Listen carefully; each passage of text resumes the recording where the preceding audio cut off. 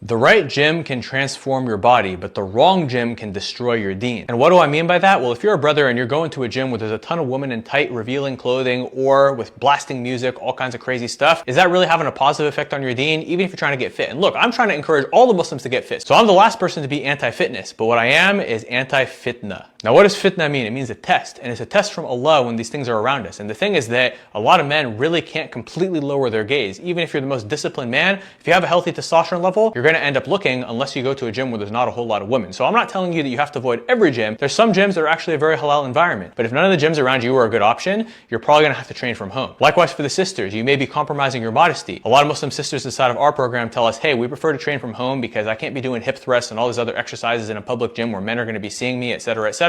And plus, some women like to train from home so that they don't have to wear hijab. So it's totally up to you. If you have a gym that's mostly private to where you can train there without the free mixing and the music and all this other stuff, then it's great. But if the gym is compromising on your deen, this was a hard pill I had to swallow. There was this bodybuilding gym that I used to love training at that was so good for my results because I was around all the top bodybuilders in my city. But the problem was, it wasn't just male bodybuilders, it was female bikini girls and fitness athletes and all these other people who I just could not be around that and all the music and all the pictures on the wall of all these bikini girls who were competing. No, I couldn't be around that environment. So when I became serious about my deen, I realized that I had to go to a more boring gym that was less motivational, less fit people around me, but at the same time, I had to make that sacrifice for the sake of Allah, and I encourage you to make that sacrifice as well. And here's the thing, it doesn't take that much to build a really nice home gym. You know, even if you don't have a whole lot of space, you can get some adjustable dumbbells and a bench, and if you have a little bit more space, you can even get a squat rack, you can get a couple of machines, even some cardio machines, not that you necessarily need those, but the weights is the main priority. Regardless, you can build an amazing halal home gym, and then once in a while, if you're able to maybe commute to a gym that's a bit further from you, that isn't super high fitnah, or there's a time in the gym where you can go, that's great. But remember, we're here for the fitness, not for the fitnah. So at the end of the day, if the gym is taking away from your iman,